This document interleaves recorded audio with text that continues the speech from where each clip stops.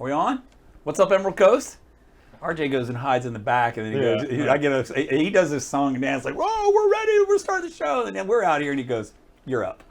What's up, Emerald Coast? It's is it Wednesday? It's Wednesday, the 24th, and I've got our sports extraordinaire Jake here to talk a little bit today. We got some updates in sports. And RJ from the booth in the back. Are you back there, RJ? I'm here. All right, glad to have you. My name's Chris, and that's RJ Murdoch who runs the show. We've been gone for a few days. RJ had some real work. Real proud of him back there. He was up there doing some real national news stuff and honing his production skills. It was kind of cool. Every once in a while, I get called on to do an NBC News crew. One of the camera guys I know out of Tallahassee gets called on. We've done the Weather Channel together. We got together with Harvey way back in 2 years ago over in Houston, and it was interesting because the same producer, camera guy, and myself running sound were able to bring the band back together again for this coverage of the Bubba Wallace story for NBC and MSNBC, and it was kind of cool. All that I summed up in the words "real work." Real work. But thank you, RJ. So we can pay for the show for one more month. There we go. So real work. So that leads us to some. So that paying for the show, you got some shameless plugs back there, RJ, because we need people to talk about so that we can pay for the show. I'm not quite ready to bribe people with pizza or to put them on Jake's online articles or anything like that. So do you have any shameless plugs back there? Besides that, which wasn't supposed to come up. That's exactly what was supposed to come up. But sort of. Yeah. Okay, so that was Emerald Coast TV, the host of What's Up Emerald Coast, and there we go. Now we're available on Roku. Did I get that right? We're available on Roku and Facebook Live. There you go. That's where you can find us to watch the show. Yep. Do you have any? Did you do your homework? Do we have any calendar days today? I sure did. Besides, also we had to let other people know that they can also find us on the What's Up Emerald Coast Facebook page. Hey, one of the things I want to do, RJ, is right off the bat, because we talked about what's happening in the paper. I want to wish all the best to my buddy Larry Keefe. He's in the paper today. I'm a big fan of his. I remember his kids, fan of his family, the work they do in the community. So I know he's. It's in the paper, so it's public that he's tested positive for COVID, and I hope he speedy recovery. He's a really good dude. He does a lot of great work, and I'd love to see him get as healthy as quick as possible. So go ahead, RJ. What do we got? Well, of course, every day there's something on the national calendar today. This is the best part of the day, Jake. The best part of the day. This is stuff that used to happen before this chaos of 2020. Yeah. And this was dates in 2019 that you might have forgot about. And for today is food actually is always good. National Parchment Day. National Parchment Day. That's kind of okay. So that what? Okay, it's related to food in a way that it's a way of cooking without sticking, I guess, right? I mean, how much? Chris, you're the cook. Okay, RJ, you're gonna let me have it, and I'm gonna tell you. Okay. You've heard of parchment paper? Yes, I have. Okay, so parchment paper does keep it from sticking. You can cook inside of a parchment paper, and if you notice the food items that were on there, particularly the salmon, there you go. A lot of those items right there can be cooked using parchment paper, and that paper doesn't necessarily burn up. So I'm guessing National Parchment Day is brought to you by the manufacturers of parchment paper to promote food made with parchment paper. So what else we got? Yeah. Because all that does is make me hungry. Oh, yeah, that's exactly it. Makes me hungry as well. And then the other thing we've got going on is the more food. Food. National Praline Day. You can just leave that up there. I like this one. You got some pralines comments there, Jake? I'm a big praline guy, man. Are you? Yeah. Oh yeah. Just like a pile of sugar piled over top of some nuts. Yeah. There we go. National Pralines Day. What's better than that? Not much. Yeah. There's not even much to say about pralines, really. Other than with it's some just self-explanatory. Some ice cream. Oh, yeah, exactly. It's a perfect. I think that's like a 3-course meal to me. Yeah, and then definitely if you're visiting New Orleans, it's one of those things you need to take home some pralines. Absolutely. Sure. That and maybe some. Did he just bust out a New Orleans accent? Some coffee as well from Café Du Monde. I think he said pralines. That's good. Was that it? As far as that is concerned, yes. All right. Well, then let's get to the fun stuff. Absolutely. Do you want to talk news and politics, or do you want to talk sports? Sports every time. It was a trick question. We'll come back to this very hot topic tomorrow when we talk about the Confederate flag in Walton County. You guys have fun with that one. Because I know RJ is excited back there in the booth and he's doing all his homework about it. So, last time you were here, thank you, RJ. Last time you were here, Jake, I asked you the very simple and poignant question: when are we going to play ball? Right. What's the latest? We've got dates. We've got dates set. Okay. We've got. Nice shirt, by the way. That shirt looks fantastic on the screen. Just tells you that Jake. Yeah, there you go. Yeah. Got class. Yeah. Good. Go ahead. We've got dates, which Okay. is really the thing we've been waiting for. We've got July 30th for the NBA. We've got July 24th for Major League Baseball. Okay. We talked off air about this. We're still not really sure. Right. We'll come back to that in a minute. Yeah. So, is there any irony to the fact that those two dates are almost identical? Yeah. Isn't that kind of almost. weird? It I is. mean, the fact that they're forcing the NBA would be done right now, yet we're going to finish a season. Yeah. I don't see the value of that, but because I think I just don't see the value. Do you understand the value to that, finishing that little bit of the season to make us have a championship with an asterisk next to it? Serving TV partners. That's what it comes down to Okay. for the league. Fair enough. I think that's why they've got the 8 regular season games. Okay. I think it's why they're bringing extra teams. It's because they want to serve the TV partners and fulfill somewhat the obligations they've got to TV partners. The almighty dollar. Okay. Ultimately, I think that's a big part of the comeback. But I'll give props to the NBA on this. They've said to their players, if you decide to leave, if you decide not to stay in the bubble, whether if it's for health concerns, if it's for, you don't want to be away from your family, if you want to be involved in a lot of the social justice, the protests, the marches that are happening, they're not going to punish you. So the NBA has said, hey, we want to play basketball, but Right. if that's not important to you at this really crazy moment in this country, then you don't have to come play basketball. Jake, I give you a lot of credit for having the courage to say the answer, and that was it. That's a lot of people want to dance around the answer about why, but it really is about money for the TV. Yeah. And I understand why we want to have some sports on TV. I'm a huge sports fan. I know you are. Absolutely. And it's killing me, too, to not be able to watch. It's an escape. Yeah. It's a great escape. But, you made a great point prior to the show to me about, because you picked on my Wizards, thank you. No one ever leads a show with a topic about the Washington Wizards. But you made the point that if they're already relatively barely into this playoff system, Right. and you've got 8 games to play, and you're who was the free agent you were referencing? Was it Beal? Davis Bertans. Okay, actually. Bertan. Okay, so I was thinking Brad. Yeah, so if you're thinking, why am I going to get in game shape to play a handful of games to maybe make the playoffs? And even if you do, you're going to end up playing the number 1 seed to Right. get your butt whooped, most likely, because you're not going to be in great shape. You're counting on the other 8, 9, 10, 12 guys on your Yeah. team to be in great shape. Why do it? That's what it comes down to for Bertans, as you mentioned. He's having the best season of his career, and he's going to be a free agent after this year. Sure. So for him, he's going, why do I risk 8 games when I'm 5.5 games out of a playoff spot? Right. I've got 8 games to make up that 5.5. It's probably not going to happen. So I'm just going to stay at home. I'm going to cash in this offseason, and then we'll play basketball next year.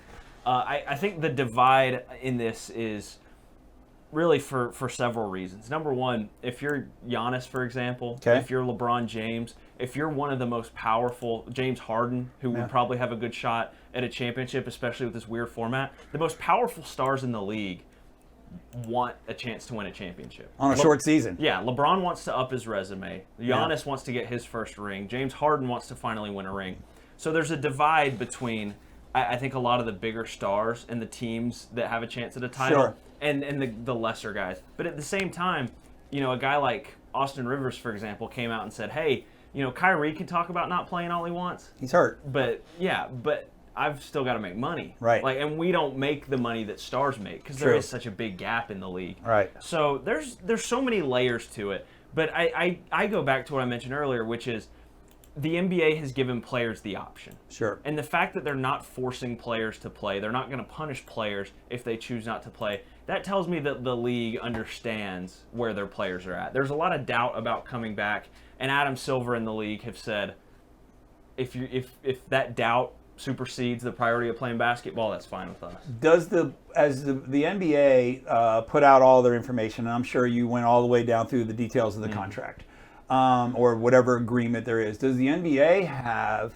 a more group conscious thinking of doubt about the threat to the virus if there's an issue within a team and therefore the play.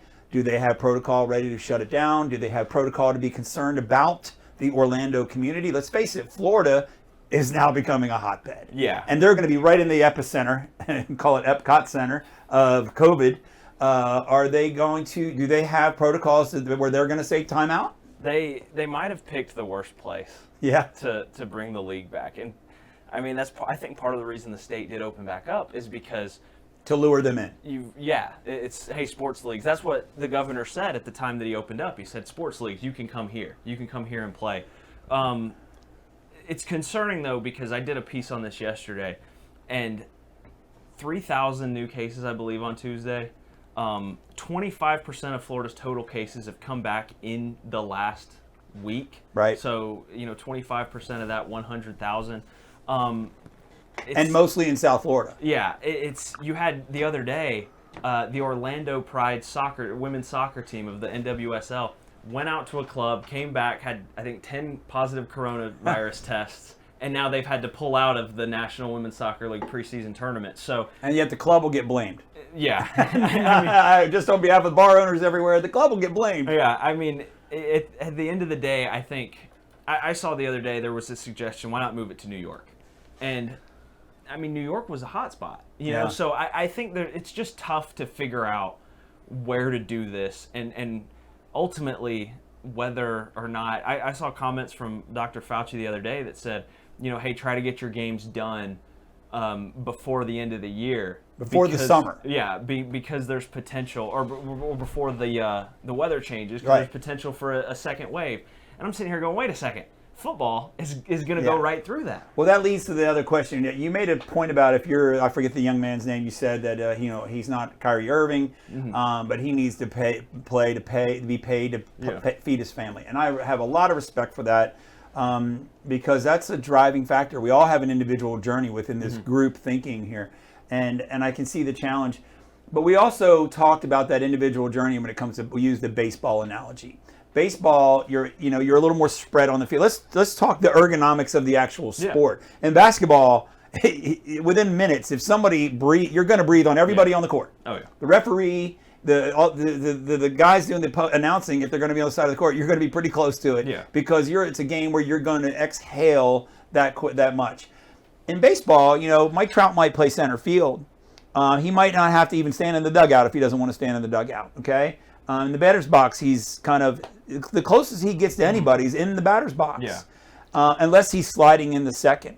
So where does an athlete draw the line then if they're concerned about the long-term value of their career versus an immediate, I can get sick sliding into second base. I don't want to steal. Yeah. How does it affect the game? I don't want to steal second base because I think the shortstop that tags me has the virus. Well, here's the great thing about baseball. I know it's Yeah. kind of silly, Yeah. and I don't want to make it light of a very serious, life-threatening thing. But I think sometimes finding comical ways to ask it can create the conversation. Well, here's the great thing about baseball is in baseball's quest to be cool and hip, they've juiced the balls, and now everything's either a strikeout or a home run. Guys That's right. swing for the fences. So, in all seriousness, the game is there's less standing on first. There's less standing on second. good point. Next to a fielder. Now it still exists. That That's doesn't right. mean it's gone. So, I think with baseball, that right up there with golf Right. is the easiest sport to social distance. Okay, fair enough. I don't understand how we've just had positive tests in tennis. Novak Djokovic just Yeah. tested positive. How? Yeah. Tennis is one by of those normal sports. interaction as a human outside of the arena. Exactly. So, I think with baseball had a chance to own July. They had a chance to be the only game in town. Sure. And now you're going to be competing With the with NBA. football after a month. And everybody desiring for football. Yeah. Yeah. The NBA. You're right, because when you think about it, a lot of times people are more interested in preseason talk about Right. football than they are in real baseball. Well, the NFL has done a good job of that Yeah. over the years of making it year-round conversation. Jerry Jones adds to that just Yeah. by himself. Yeah.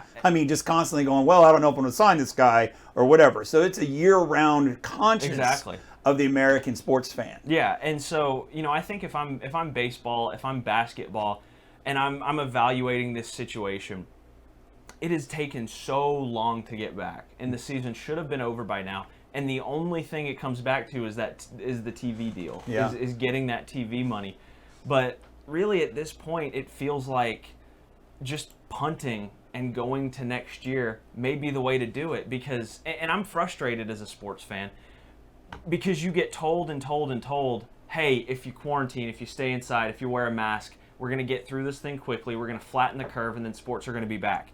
And I stayed at the house.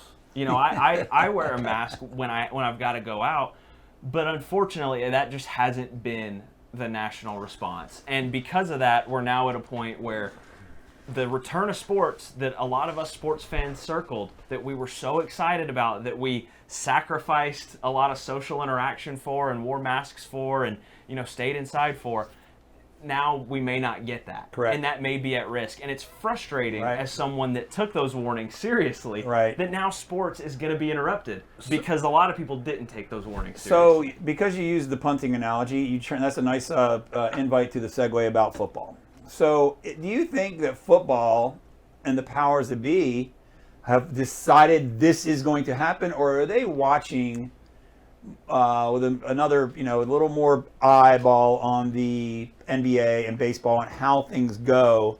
Is it still on the horizon that football might have to say, time out, we can't play? Because that's social distancing within the game you just brought up. Golf, I get it. Yeah. Don't everybody, wipe the flag down between times as you make the putt, whatever. But in baseball, there's a social distancing, and I love your analogy using even the fact that everything's a strikeout or a home run. Yeah. I'm not a fan of that, but Right. you're correct. Yeah. So, but you go back to football, and you're talking about the definition of a huddle is not social distancing. Right. The definition of lining up on the line is not social distancing, and all the things that has to happen is I pointed out prior to the show also that I think it was the UCLA team that basically, I don't know if they filed a lawsuit or they were making a big issue about, we want these measures.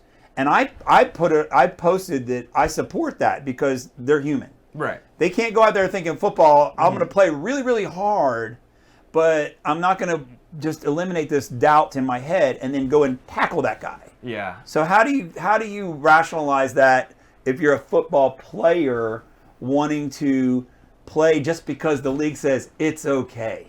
I think ultimately the solution is going to be like the NBA. It's going to be a bubble. It's going to have to be that guys are not interacting, and it sounds so unrealistic, but guys are not interacting with the outside world. It's going to be guys, the only interaction they have is with their teammates and on Sundays when they play a game. But like I said, that sounds so unrealistic. Yeah. It just doesn't sound doable. When you've got a pro sports team, as I mentioned, the soccer team in Orlando that's going out in a big group going to the club, do we think we're going to stop football players from going out? No. I mean, do we think we're going to stop basketball players from going out? I don't think so. Ultimately, you mentioned the UCLA story. What they want is simply the ability, number one, to have a safe facility, a sanitized facility. But number two, this was the thing that caught my eye the most.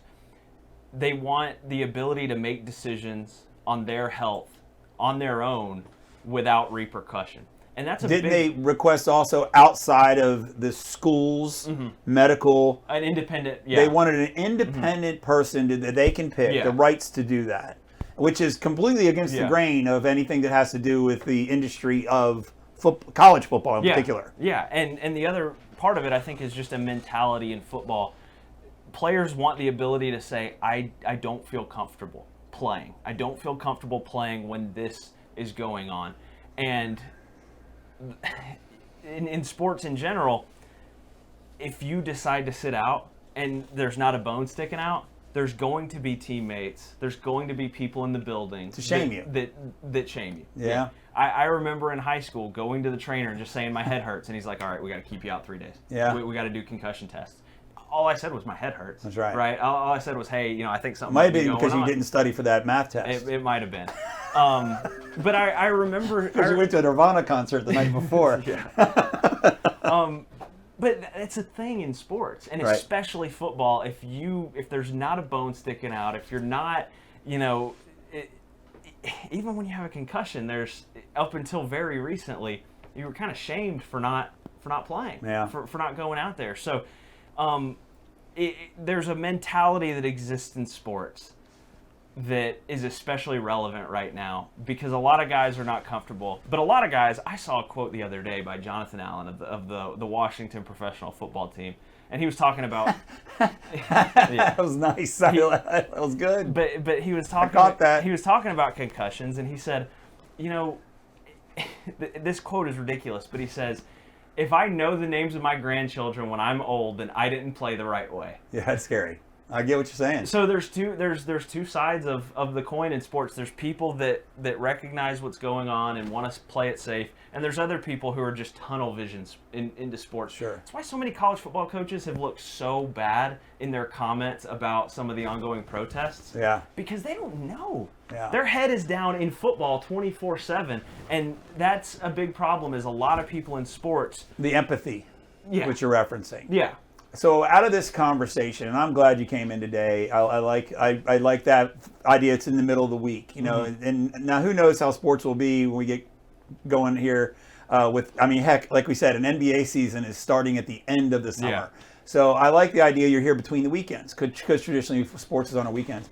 But I take away from this is that the one thing is that a pandemic, the virus itself, as I've made this mantra, that is it's exposed a lot of weaknesses in the normalcy of a lot of the things that we do. And in sports, because we rely on sports as a big part of our American psyche, as a part of our American economy. It's a worldwide economy, but man, we do sports as good as anybody. Let's just say that.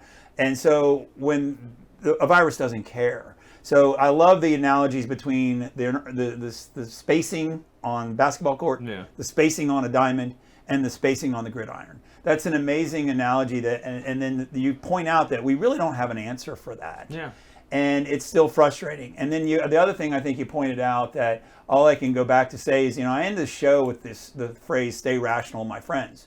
And the reason I've always said that is because despite the argument, all this, if you have a broken ankle, unless a bone is sticking out, get on the field. Or you get shamed about it. I remember that. I had a dislocated jaw, and my coach was like, "Get out there!" I'm like, "Coach, jaw has got our own direction." And they literally popped it into place. And then, I don't remember if I even played it later because I think I might have also had a concussion. Greg Moore knocked me out. That's all there is to it, and I give him credit for it.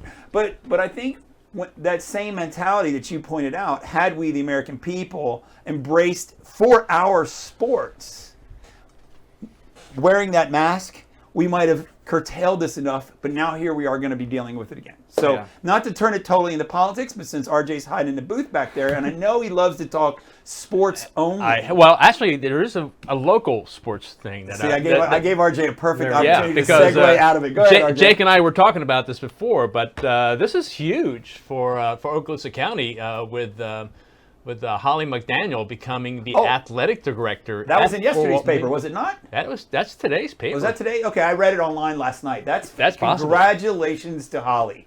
That is amazing. I was really pumped to see this because there were comments that the superintendent made about the athletic director position, and he said traditionally the football coach has been the athletic director. Yeah. And like I said, I played football, so I love football. But I also watched a lot of other sports get ignored. That's right. During my time in high school, I watched a soccer team, men and women, that went to state championship appearances. Right. And they couldn't, they had to get on their knees and beg for new equipment. Or to get fans in the stands. Yeah, but we had, brand new jerseys every year. Right. The men's basketball team, that's right. Got outfitted.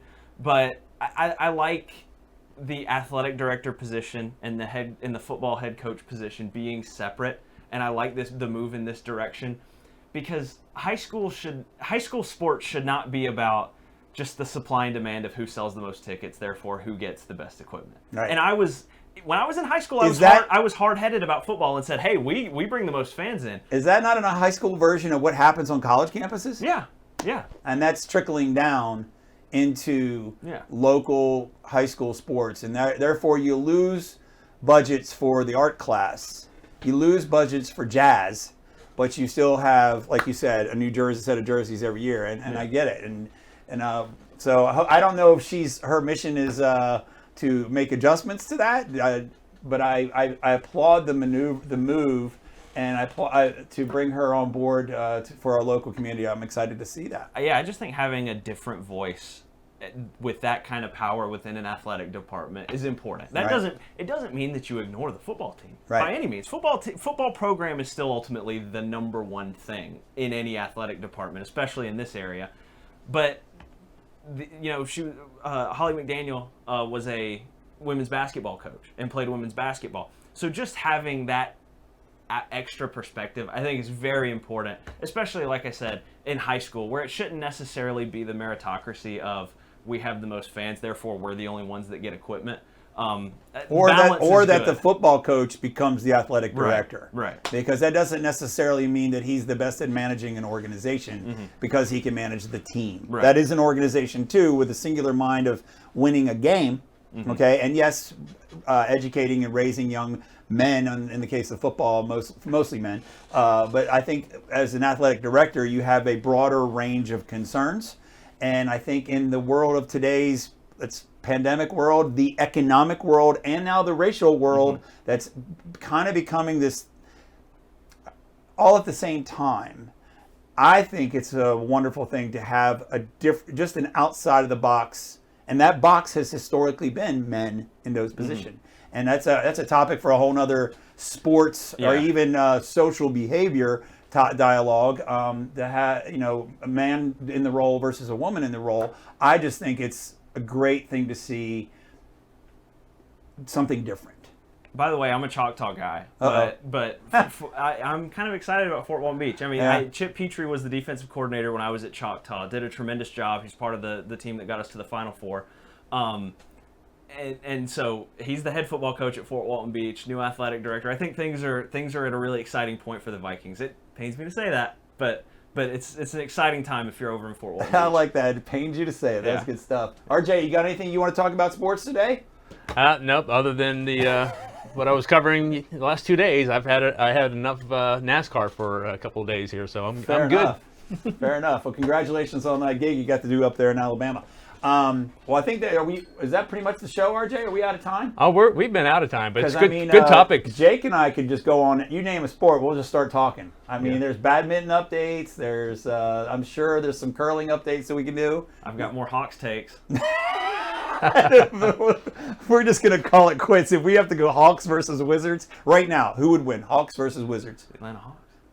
Come on, man. Trae Young. That's a good point. Nice Trae. I don't know. Okay, fair enough. Well, that's our show for today. Thank you, everybody, for being here. Feel free to share it. We're going to start tracking who's sharing it. What's that? Did you hear him say that? You can't say that at the end of the show when we're fading out. Bradley Beal would dominate that game without question. Trae Young doesn't play defense. See, now I got my Hawks taken. That's a sports analysis right there that I can go with. So thank you, everybody, for being here. Jake, thanks for being here to do the show today, man. It's been fun. I love it on Wednesdays. RJ, good job in the booth back there. Man, I think you added more TVs since last time, so he might have to stay in that booth for a while. Some horse racing up there. He's got it all, Premier man. League soccer. Next week, we'll talk about the backwards Triple Crown. Yeah. How about Tis the Law, man? Tis the law. Backwards Triple Crown. Now, that's a socially distancing sport. Yeah, it is. I mean, you're already up on a horse and you want to space yourself out. That's your goal. Yeah. Is to be further away from people. Hey, stay rational, my friends out there, and we'll see you again tomorrow.